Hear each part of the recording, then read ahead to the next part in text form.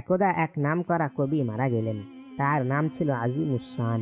অসংখ্য গল্প, প্রবন্ধ ও কবিতা লিখে তিনি মানুষের হৃদয় জয় করে নিয়েছিলেন। তার লেখা অনেক হাসির কাহিনী মানুষকে দিয়েছিল সীমাহীন আনন্দ।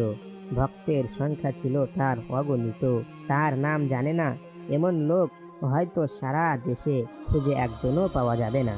শিশু, কিশোর, ছেলে, বুড়ো, নারী, পুরুষ, ছাত্র, ছাত্রী সবাই তাকে চিনত, সবাই তার লেখা পড়তো। তাই তার মৃত্যুতে সারা দেশে নামলো শোকের ছায়া। কবির পরিবার পরিজন ও ভক্ত অনুরক্তের দল যথারীতি কাফনের কার্য সমাধা করলো। অতঃপর তারা কবির লাশ নিয়ে কবরস্থানে পৌঁছালো এবং ব্যথা ভারাক্রান্ত হৃদয় নিয়ে তাকে কবরে রেখে চির বিদায় জানিয়ে প্রত্যেকে যার যার বাড়িতে প্রত্যাবর্তন করলো। তারপর দেশ জুড়ে শোক সভা হলো, অনেক শোক গাথা রচিত হলো। ভক্তজনেরা বিভিন্নভাবে কবির প্রশংসা করলো। যুব ও কিশোর সমাজ কবিকে নতুন পথের দিশারি রূপে বরণ করলো। মোট কথা, কবি মরে গিয়েও লক্ষ কোটি মানুষের হৃদয়ে অমর হয়ে রইলেন। কবি যেদিন মারা গিয়েছিলেন সেদিন শহরের এক মস্ত বড় গুন্ডাও শেষ নিঃশ্বাস ত্যাগ করে পর পারে পাড়ি জমিয়েছিল। কবির কবরের পাশেই তাকে দাফন করা হলো। সুতরাং নামজাদা কবির পাশে নামজাদা গুন্ডার কবর রচিত হলো। কবরস্থান থেকে সবাই চলে আসার সাথে সাথে উভয়ের কবরে মুনকার নাকির ফেরেশতাদ্বয় প্রশ্ন করার জন্য অবতীর্ণ হলো। তারা ফেরেশতাদের প্রশ্নাবলীর কোনো উত্তর দিতে পারল না। প্রত্যেকে শুধু বলল, আমি কিছুই জানি না। সুতরাং নিয়মানুসারে তাদের উভয়ের কবরে যন্ত্রণাদায়ক শাস্তি শুরু হয়ে গেল। যতই দিন যাচ্ছিল ততই তাদের আযাব তীব্র থেকে তীব্রতর হচ্ছিল।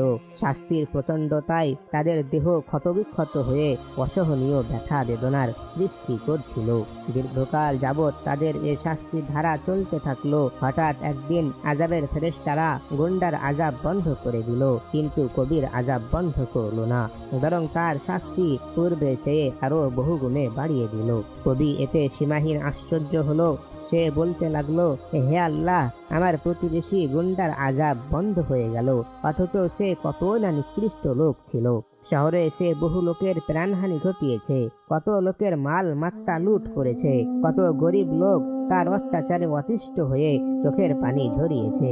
মানবতার এত বড় দুশ্মনের আযাব বন্ধ হয়ে গেল, আর আমার আযাব এখনো বন্ধ হলো না। আমি কত গল্প, প্রবন্ধ ও কবিতা লিখেছি, কত লোককে আনন্দ দিয়েছি। আমার মৃত্যুতে শহরে বন্দরে শোক সভা হয়েছে, নওজওয়ানরা শোক মিছিল বের করেছে। আমার অনুপস্থিতিতে মানবতার কতই না ক্ষতি হয়েছে, অথচ এখনো আমার আযাব বন্ধ হলো না। তাহলে কি আমি ওই গুন্ডার চাইতেও খারাপ, ওর চাইতেও বেশি গুনাহগার? হে আল্লাহ, তোমার এ ইনসাফ তো আমি বুঝতে পারছি না। আল্লাহ তাআলা বললেন, হে আযীমুস-শান, আমি তোমাদের উপর পূর্ণ ইনসাফ করেছি, বিন্দু মাত্র অবিচার করিনি আমি। সে ছিল গুন্ডা, কিছু লোককে সে খুন করেছিল, কিছু মানুষের টাকা পয়সা লুট করেছিল। সে মারা গেছে। মারা যাওয়ার সাথে সাথে তার সকল অন্যায় অপকর্মেরও সমাপ্তি ঘটেছে। নিঃসন্দেহে তার কাজগুলো অত্যন্ত খারাপ। এসব ঘৃণিত ও গর্হিত কাজের মাধ্যমে সে অসংখ্য অগণিত পাপ করেছে। পাপ করলে এর সমপরিমাণ প্রায়শ্চিত্ত অবশ্যই ভোগ করতে হয়, শাস্তি পেতে হয়। বিধিমতো তার যা শাস্তি পাওনা ছিল তা সে পেয়ে গেছে, তার শাস্তির মেয়াদ শেষ হয়ে গেছে। কিন্তু তুমি কবি, তুমি গল্প রচয়িতা, তুমি লেখক, তুমি সাহিত্যিক, কিন্তু তুমি লেখার যোগ্যতা দিয়েছিলাম, কিন্তু তুমি তার সৎ ব্যবহার করনি।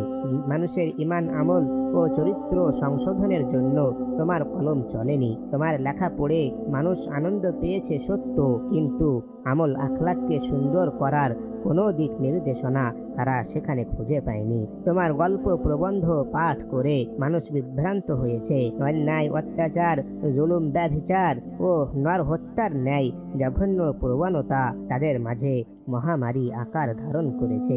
যুব সমাজ উশৃঙ্খল হয়েছে। তারা সততা, সত্যবাদিতা ও ন্যায় নীতি বিসর্জন দিয়েছে। ছোটদের প্রতি স্নেহ মমতা এবং বড়দের প্রতি সম্মান ও শ্রদ্ধাবোধ বিলুপ্ত হয়েছে। লিখনের মাধ্যমে তুমি মানবতার সে ক্ষতি সাধন করেছ, কিয়ামত পর্যন্ত এ ক্ষতি পূরণের আর কোনো সম্ভাবনা নেই। এক কথায় তুমি মানুষের অন্তরে অপরাধ প্রবণতার ভিত রচনা করেছ। ইসলাম ও মুসলমানদের পক্ষে তুমি কিছুই লিখনি। সুতরাং তোমার লেখা পাঠ করে লোকজন যত পাপ কর্ম সম্পাদন করছে, তুমি কবর শুয়েও তাদের সকলের সমপরিমাণ পাপ লাভ করছো। কবি বললেন, হে আল্লাহ, এর তো একটি শেষ আছে। আল্লাহ তাআলা বললেন, না, এর কোনো শেষ দেখা যাচ্ছে না, কারণ তুমি মরে গেছো, কিন্তু তোমার লেখা বেঁচে আছে। তোমার কবিতার বই আবার ছাপানোর পরিকল্পনা চলছে। তোমার লেখা বহু লোক পড়েছে, আরও বহু লোক পড়বে, দীর্ঘদিন যাবৎ পড়বে। দুনিয়ার কয়েকটি ভাষায় তোমার বিভিন্ন বইয়ের অনুবাদও চলছে।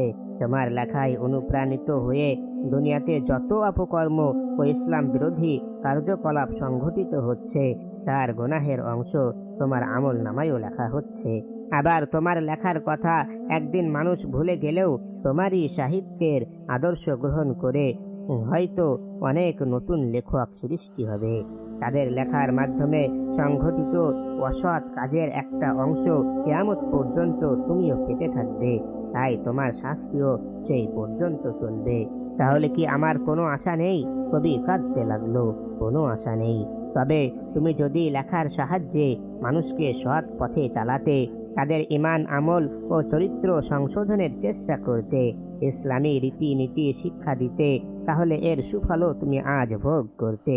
তোমার লেখা পাঠ করে মানুষ যত নেক আমল করত, তুমি কবরে শুয়ে শুয়ে সেসব নেক আমলের পূর্ণ সওয়াব লাভ করতে।